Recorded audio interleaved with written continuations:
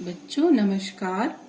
किरमिच की गेंद भाग 3 के अंतर्गत आइए आगे की पाठ पढ़ते हैं। तभी अनिल बोला, गेंद तो मेरी खो गई है। अनिल नाम का जो लड़का था उसने कहा, गेंद तो मेरी खो गई है। अब उसने जब ये वाक्य बोला है तो बच्चों देखो इस वाक्य के उसके जो वाक्य है उस वाक्य में ये दो विराम चिन्ह लगे हुए, एक ये है और एक खत्म होने का, एक शुरू होने का, एक खत्म होने का। इस विराम चिन्ह का नाम है अवतरण चिन्ह। फिर इसी तरीके से कब खोई थी तेरी गेंद, ये किसने बोला? दिनेश ने बोला। यहाँ भी अवतरण चिन्ह लगा। जब हम किसी के वाक्य को उसी तरीके से बोलते हैं या लिखते हैं तो हमें क्या लगाना पड़ता है? अवतरण चिन्ह। यह भी एक तरीके का विराम चिन्ह होता है। यही कोई 4 महीने पहले, तो वह गेंद तेरी नहीं है, दिनेश ने कहा। अनिल की गेंद 4 महीने पहले खोई थी, तो इसीलिए दिनेश ने कहा कि यह गेंद तुम्हारी नहीं है, फिर वह मेरी होगी। तभी तुरंत एक सुधीर ने क्या कहा? सुधीर ने तुरंत उस पर अपना अधिकार जताते हुए कहा। एक और लड़का था जिसने कहा कि तो फिर वह मेरी होगी, और उसने अपना अधिकार जताते हुए कहा। वह कैसे? दिनेश ने पूछा। तू मुझे गेंद दिखा दे, मैं अपनी निशानी बता दूंगा।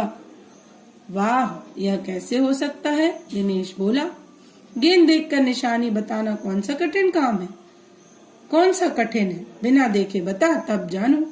फिर दिनेश का वाक्य है इसमें। दिनेश बोलता है कि गेंद देखकर निशानी बताना या पहचान बताना कोई कठिन काम नहीं होता। अगर तुम बिना देखे बता पाओ तो ही मैं मानूंगा। तभी ऊपर से दीपक उतर आया। दीपक अपना मतलब सिद्ध करने तथा अवसर पड़ने पर सभी को मित्र बना लेने में चतुर था।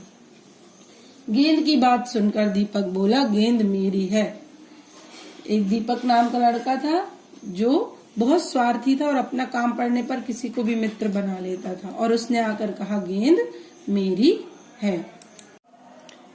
कैसे तेरी है? सभी ने एक साथ पूछा। कल ही तो तू कह रहा था कि इस बार तेरे पापा तुझे गेंद लाने के लिए पैसे नहीं दे रहे हैं। मेरी गेंद तो 5 महीने पहले खोई थी, दीपक ने कहा।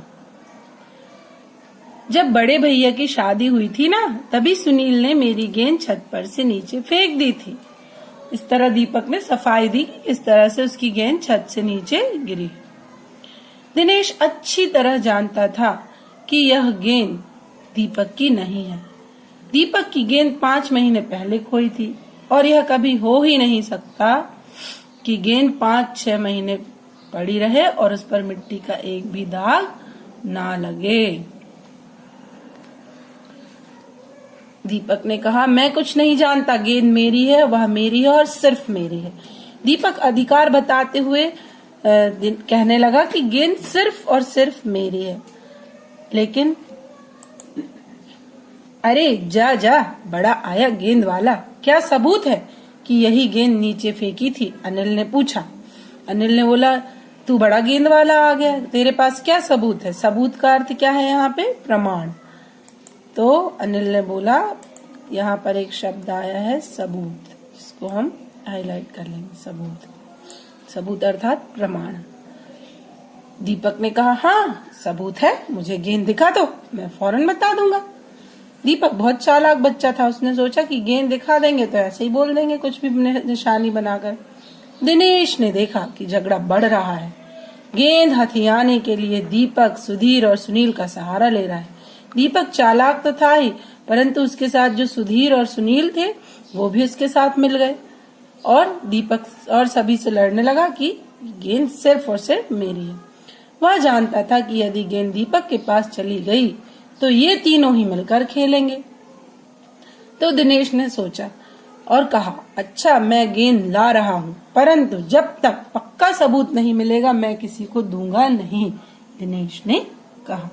दिनेश ने कहा कि मैं गेंद लाता हूँ, परंतु अगर पक्का सबूत नहीं मिलेगा या प्रमाण नहीं मिलेगा तब तक मैं किसी को गेंद नहीं दूंगा।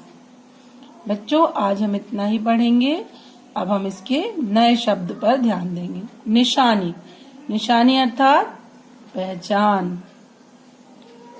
मतलब सिद्ध करना, अपना काम निकालना। हथियाना, किसी वस्तु को अपने पास छीन लेना। सबूत, प्रमाण, फौरन, तुरंत। ये आपको शब्दों के अर्थ याद भी करने हैं।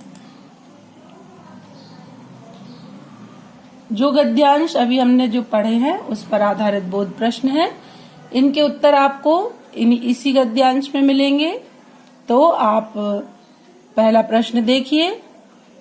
अनिल की गेंद कब खोई थी? पाठ में कौन कौन से विराम चिन्हों का प्रयोग हुआ है? जैसे हमने आपको बताया भी था एक विराम चिन्ह, और उसके अलावा वो दूसरे विराम चिन्ह हैं जो आपको पहले भी आप लोग पढ़ चुके हैं।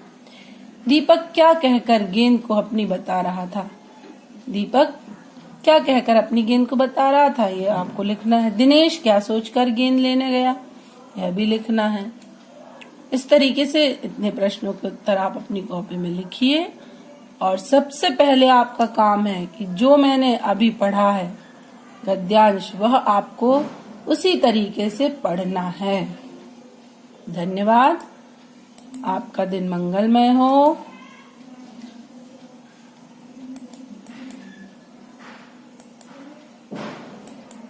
आखिरी में, ये कोरोना काल चल रहा है, इसलिए मैं आपको यही सलाह दूंगी, स्टे होम, स्टे सेफ। धन्यवाद।